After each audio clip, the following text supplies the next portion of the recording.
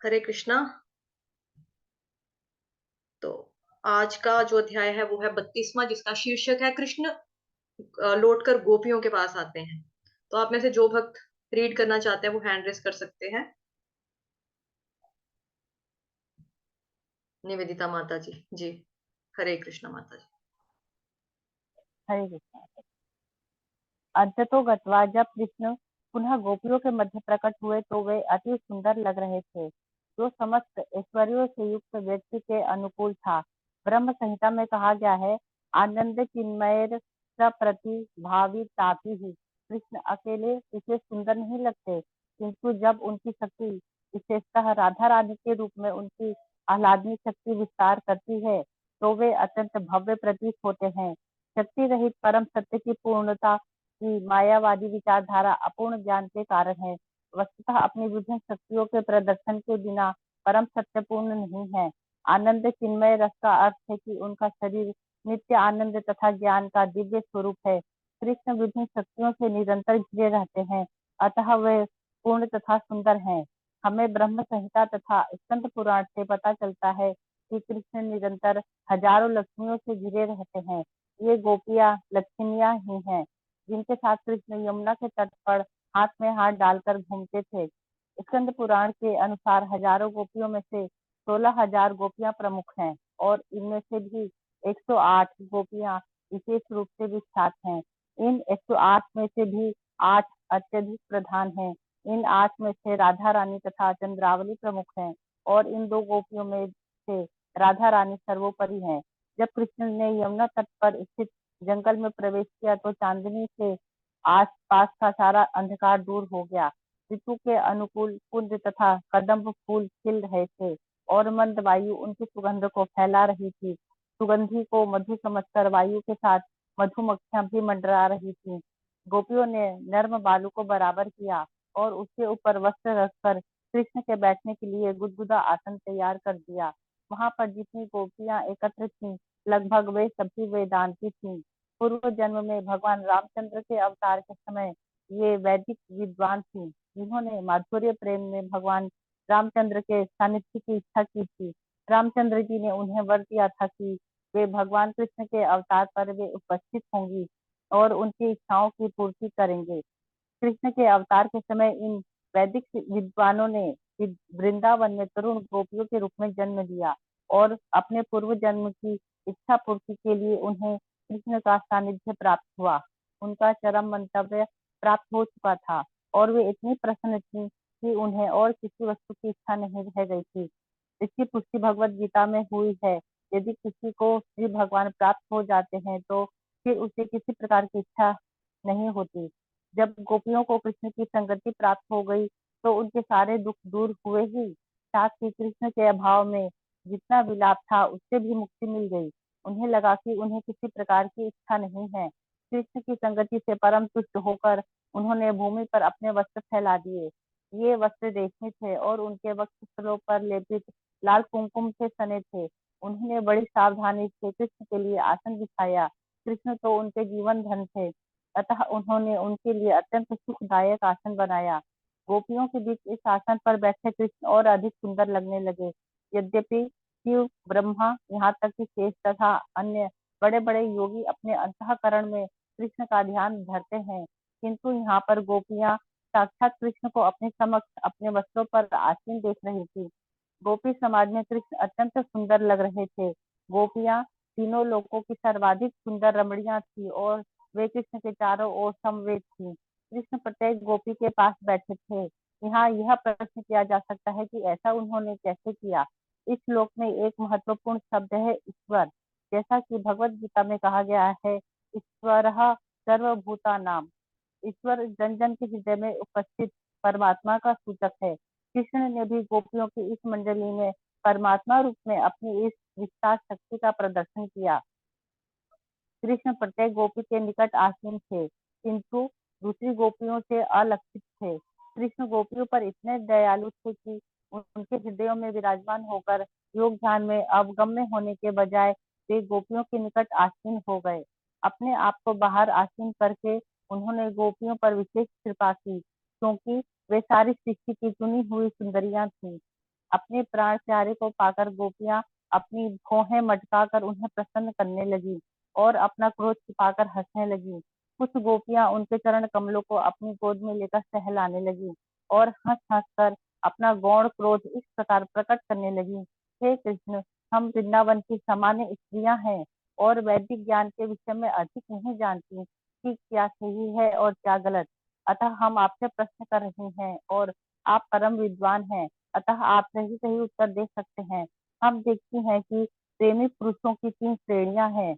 एक श्रेणी तो केवल प्रेम ग्रहण करती है, दूसरी अनुकूल होकर प्रतिदान करती है, भले ही प्रेमिका विपरीत हो, और तीसरी ना तो अनुकूल होती है और ना ही प्रतिकूल। अतः आप इन तीनों में से किसे पसंद करते हैं या किसे सत्य मानते हैं? प्रत्युत्तर में कृष्ण ने कहा, सखियों, जो लोग प्रेम व्यापार में केवल प्रतिदान करना जानते हैं, वे व्यापारी तुल्य हैं। वे उतना ही देना जानते हैं जितना उन्हें प्राप्त होता है। अतः यहाँ पर प्रेम का प्रश्न ही नहीं उठता।